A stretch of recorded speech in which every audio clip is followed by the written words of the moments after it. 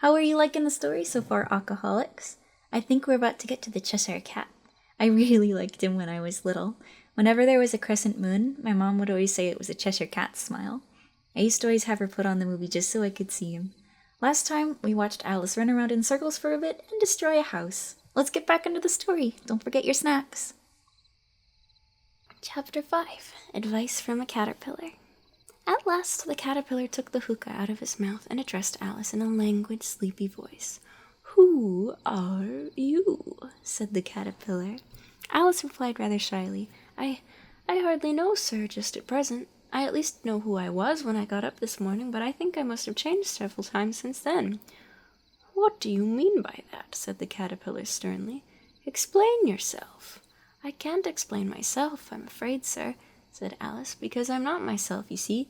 Being so many different sizes in a day is very confusing."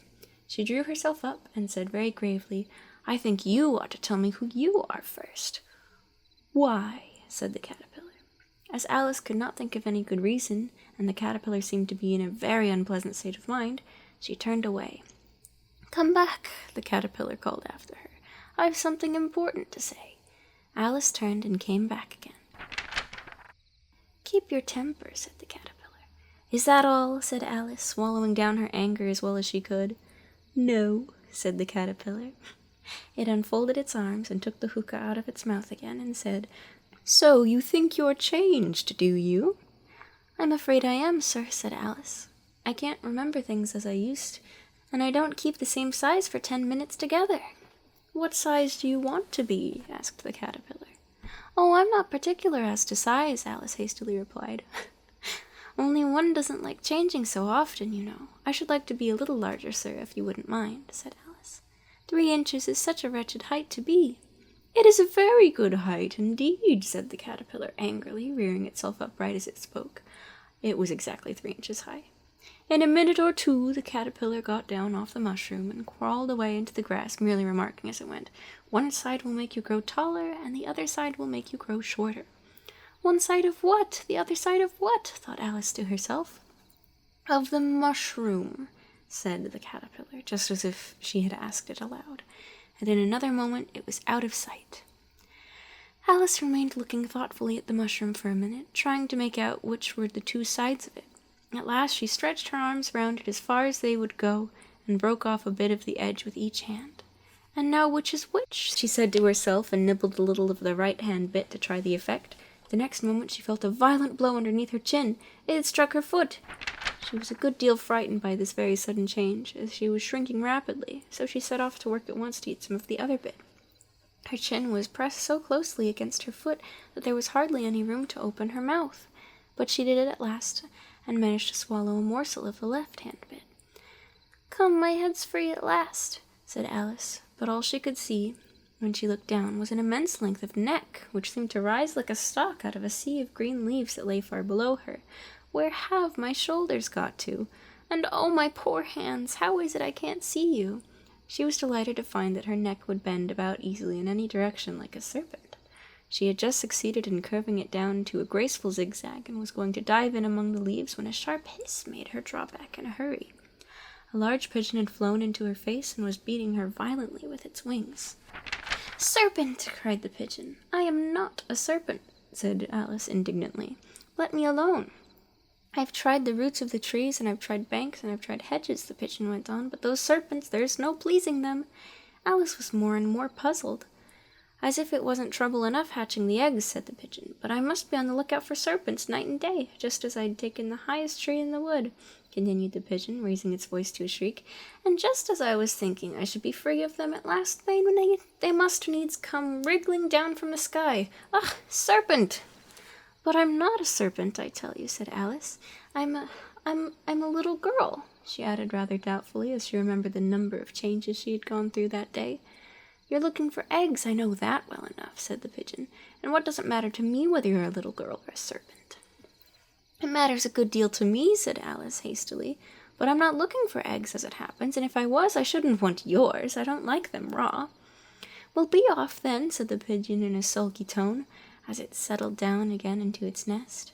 Alice crouched down among the trees as well as she could, for her neck kept getting entangled among the branches. and every now and then she had to stop and untwist it. After a while she remembered that she still held the pieces of mushroom in her hands. She set to work very carefully, nibbling first at one, then at the other, and growing sometimes taller and sometimes shorter, until she had succeeded in bringing herself down to her usual height. It was so long since she had been anything near the right size that it felt quite strange at first. The next thing is to get into that beautiful garden. How is that to be done, I wonder? As she said this, she came suddenly upon an open place with a little house in it about 4 feet high. Whoever lives there, thought Alice, it'll never do to come upon them in this size. Why, I should frighten them out of their wits.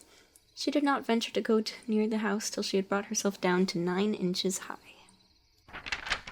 Chapter 6. Pig and Pepper. For a minute or two she stood looking at the house, when suddenly a footman in livery came running out of the wood. Judging by his face only, she would have called him a fish, and rapped loudly at the door with his knuckles.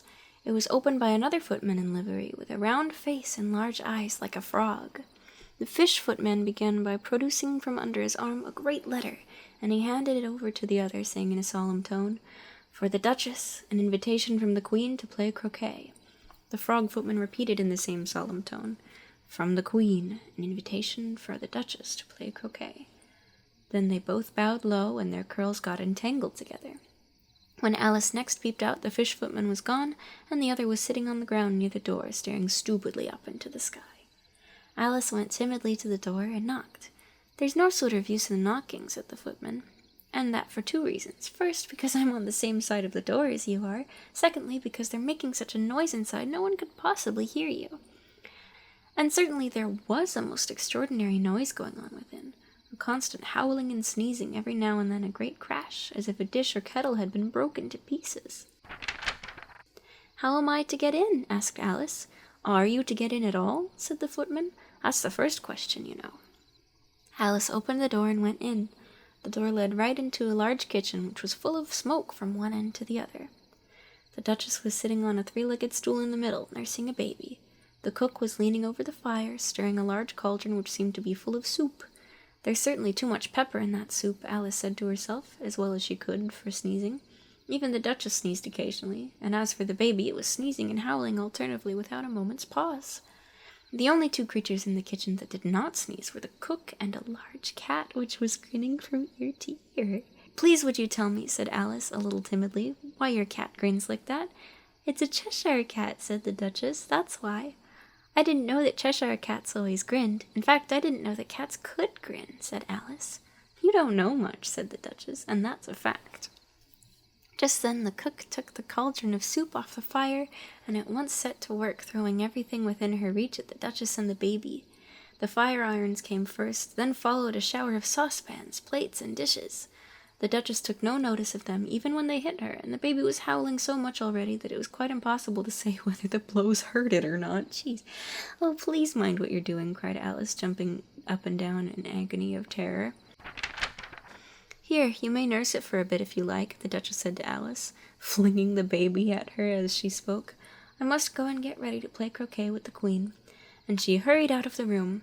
Alice caught the baby with some difficulty, as it was a queer-shaped little creature, and held out its arms and legs in all directions. "If I don't take this child away with me," thought Alice, "they're sure to kill it in a day or 2. Wouldn't it be a murder to leave it behind?" She said the last 2 words aloud, and the little thing grunted in reply. "If you're going to turn into a pig, my dear," said Alice, "I'll have nothing to do with you. Mind now." Alice was just beginning to think to herself, "Now what am I to do with this creature when I get it home?" when it grunted again so violently that Alice looked down into the face with some alarm. This time there could be no mistake about it. It was neither more nor less than a pig. So she set the little creature down and felt quite relieved to see it trot away quietly into the wood. Alice was a little startled by seeing the Cheshire cat sitting on a bough of a tree a few yards off. The cat only grinned when it saw her. "Cheshire Puss," began Alice rather timidly, "would you please tell me a direction in which I ought to go from here?" "In that direction," the cat said, waving the right paw round, "lives a hatter. And in that direction," waving the other paw, "lives a March hare. Visit either you like, they're both mad." "But I don't want to go among mad people," Alice remarked. "Oh, you can't help that," said the cat. "We're all mad here. Do you play croquet with the Queen today?" "I should like it very much," said Alice, "but I haven't been invited yet." You'll see me there, said the cat, and vanished. Alice had not gone much further before she came in sight of the house of the March Hare. It was so large a house that she did not like to go near till she had nibbled some more of the left-hand bit of mushroom. There goes chapters 5 and 6 of Alice in Wonderland. We finally met my favorite character. If you click on the right here, you can watch a recent video from me. And if you click on the left, you can watch something from the amazing Lonnie. I hope you guys enjoyed. I'll see you next time. Have a lovely day or night wherever you are.